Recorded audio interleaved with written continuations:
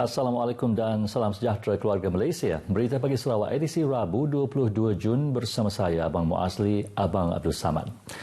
Permit kerja di Sarawak bagi golongan profesional sektor terpilih akan dilanjutkan selama 5 tahun seawal bulan hadapan.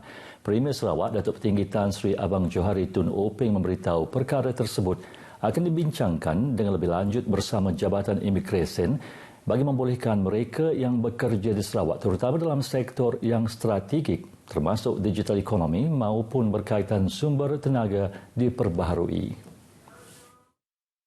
Jelas Datuk Petinggi Tan Sri Abang Johari, proses kemasukan adalah sama seperti biasa cuma ianya dipanjangkan dari setahun ke 5 tahun.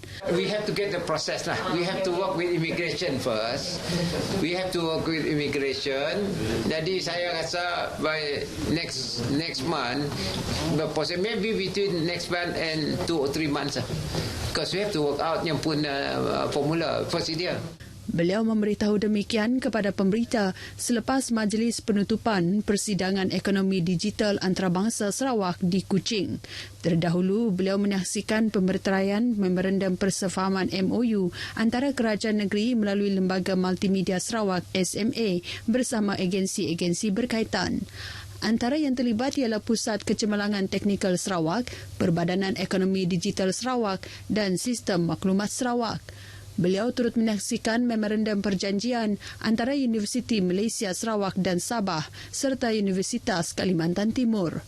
Katanya pelbagai MOU dan MOA telah dimeterai bagi membolehkan Sarawak dapat dibangunkan melalui ekonomi digital sekaligus berkembang maju mencapai wawasan 2030 dengan sumber ekonomi baharu yang boleh memberi hasil kepada negeri. Sementara itu, Big Data atau data raya berperanan penting dalam kelestarian alam sekitar dan tenaga yang membantu dalam melindungi alam sekitar dan sumber semula jadi negeri ini. Premier Sarawak Datuk Petinggi Tan Sri Abang Johari Tun Openg berkata, sebagai contoh, alat pemetaan risiko air bergantung dengan Big Data yang direka bentuk untuk memantau, mengira kuantiti dan kualiti serta risiko air seluruh dunia. Jelas beliau lagi dari sudut kelestarian, Big Data juga berperanan penting untuk mencapai matlamat tenaga boleh diperbaharui dalam masa yang sama meningkatkan standard kemampanan dalam semua sektor. Tambahnya, Big Data akan membolehkan kelestarian dan keselamatan alam sekitar dengan memberi peluang kepada semua pihak untuk lebih memahami permintaan untuk tenaga, makanan dan air. Datuk Petinggi Tan Sri Abang Johari berkata demikian semasa merasmikan Persidangan Ekonomi Digital Antarabangsa Sarawak IDEX kelima bertempat di Pusat Konvensyen Borneo Kuching BCCK. Mengulas mengenai persidangan itu, ia masih menggunakan pendekatan hybrid dengan kehadiran kira-kira 2,500 perwakilan semasa acara rasmi, manakala hampir 40,000 menyaksikan secara dalam talian, termasuk dari 42 pusat komuniti digital seluruh negeri. Kerajaan sedang merancang untuk membolehkan sistem grid air, water grid system dilaksanakan di seluruh Sarawak. Menteri Utiliti dan Telekomunikasi Datuk Julaihi Nerawi berkata, ini merupakan penyelesaian jangka panjang untuk Sarawak mempunyai sistem grid air bagi bekalan air bersih dan juga bekalan air mentah. Maknanya kalau berlaku perkara seperti yang berlaku di Miri, kalau kita sudah mempunyai grid system in the future, maknanya tempat lain boleh cover apa yang berlaku di satu-satu tempat. So this is our long-term plan. Beliau berkata demikian kepada pemberita dalam sidang media selepas menghadiri taklimat bersama pihak Lembaga Air Kawasan Utara dengan agensi-agensi berkaitan di Miri. Sistem grid tersebut sudah mula dilaksanakan di kawasan selatan Sarawak dan akan diperkenal di kawasan tengah dan utara Sarawak. Sejumlah RM522,988 telah diluluskan bagi permohonan baharu bantuan khas pesakit buah pinggang BKPBP setakat 19 April lepas. Menteri Pembangunan Wanita, Kanak-kanak dan Kesejahteraan Komuniti Datuk Seri Fatimah Abdullah berkata ia melibatkan 32 permohonan yang diterima dari 10 bahagian di negeri ini. Manakala setakat 31 Mei lepas, sebanyak 98 permohonan bagi pelanjutan bantuan serupa telah diluluskan dan melibatkan perbelanjaan RM2.191 juta.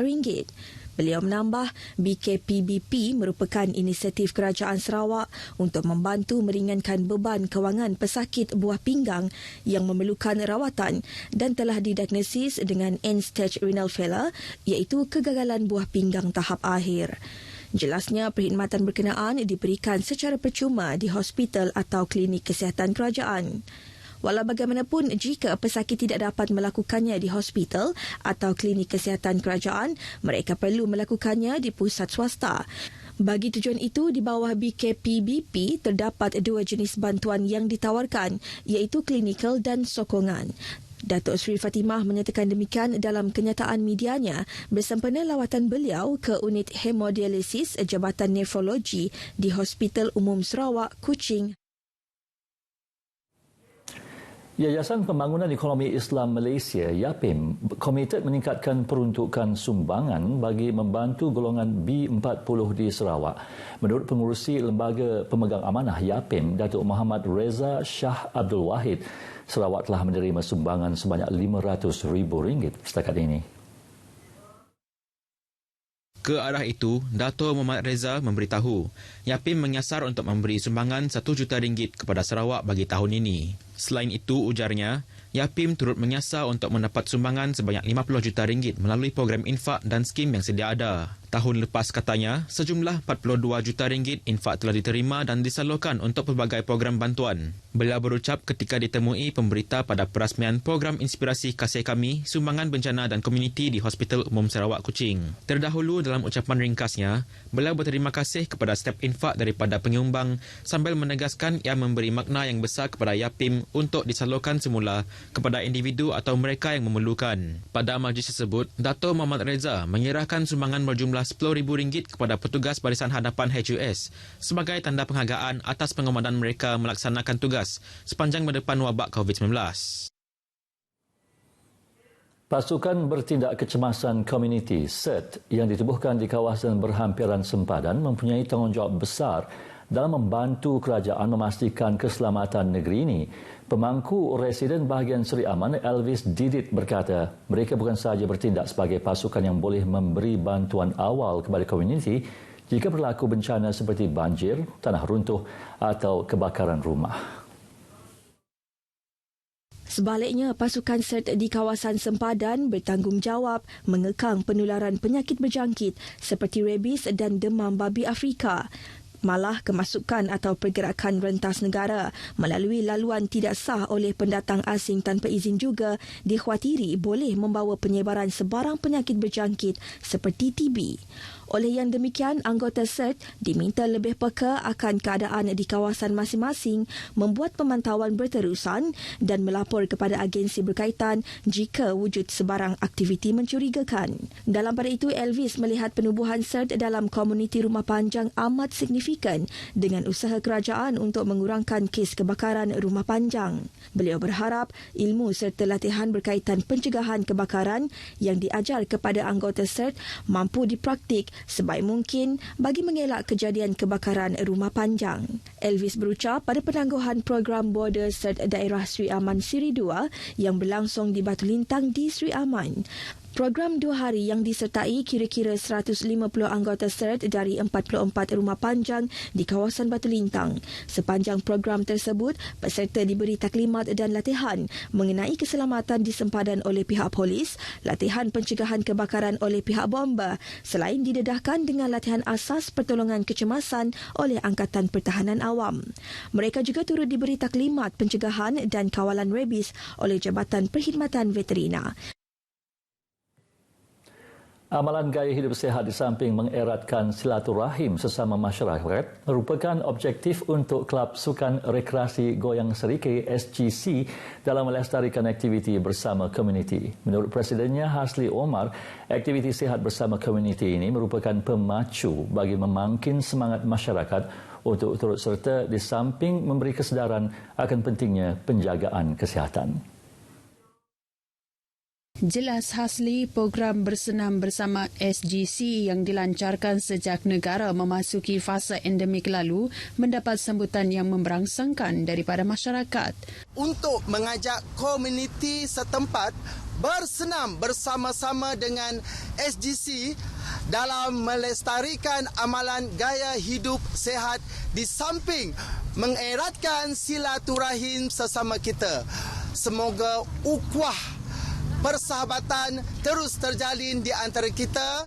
Ujarnya sejak SGC ditubuhkan pada tahun 2019, seramai 200 orang ahli yang telah berdaftar yang terdiri daripada masyarakat setempat. Manakala bagi timbalan Presiden SGC, Siti Humaira Enteji Abdullah, program bersenam ini adalah penting bagi menggalakkan semua lapisan masyarakat, tidak kira umur, bagi menjaga kesihatan masing-masing. Untuk membuka mata masyarakat yang ada di daerah sedikit ataupun di daerah luar lah untuk mengikuti program kita, iaitu program senaman sihat dan memberi manfaat kepada semua masyarakat lah, iaitu kesihatan. Beliau berkata demikian kepada RTM pada program bersenam bersama SGC di downtown Taman Selera, Sarike. Sekian berita Pagi Sarawak edisi Rabu 22 Jun. Keluarga Malaysia dapatkan perkembangan sahih sepanjang masa melalui portal berita RTM di berita.rtm.gov.my. Salam keluarga Malaysia dan salam hormat. Assalamualaikum.